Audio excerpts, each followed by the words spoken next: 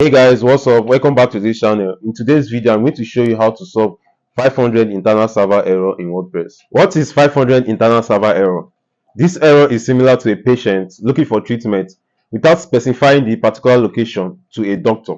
So this error is quite frustrating for beginners because they don't know the particular cause of this error. So without wasting your time, let's get started. So let's get into the most common causes of 500 internal server error and how to solve them. To troubleshoot 500 internal server error in WordPress, the first thing you need to do is to verify if your .ht access file is corrupted. There are two ways in which you can verify it. Is either you use File Manager plugin in WordPress or you log into your cPanel. But in this video, we are going to try it through cPanel.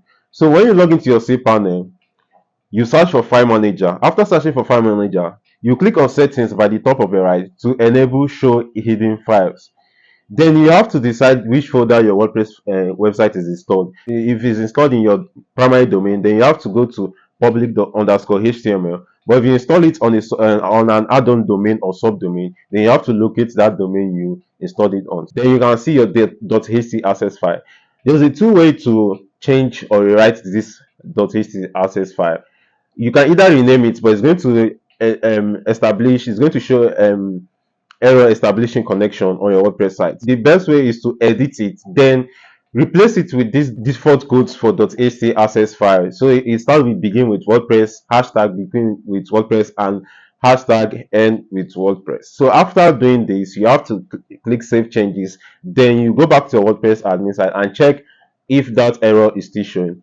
If it's still showing, then let's go to the next step. The second step is to increase your PHP memory limit. There are two ways in which you can increase your PHP memory limit. It's either you create a php.ini file and you replace it with this code.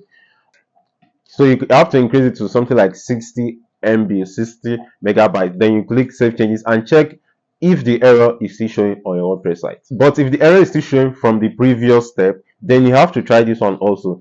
So another causes of 500 internal server error is conflicting of plugins. So right now you need to deactivate all your plugins, then you have to activate them one by one to know which particular plugin is causing 500 internal server error. Once you identify which plugin is causing that error, you should remove it from your WordPress website and contact the plugin author about this error.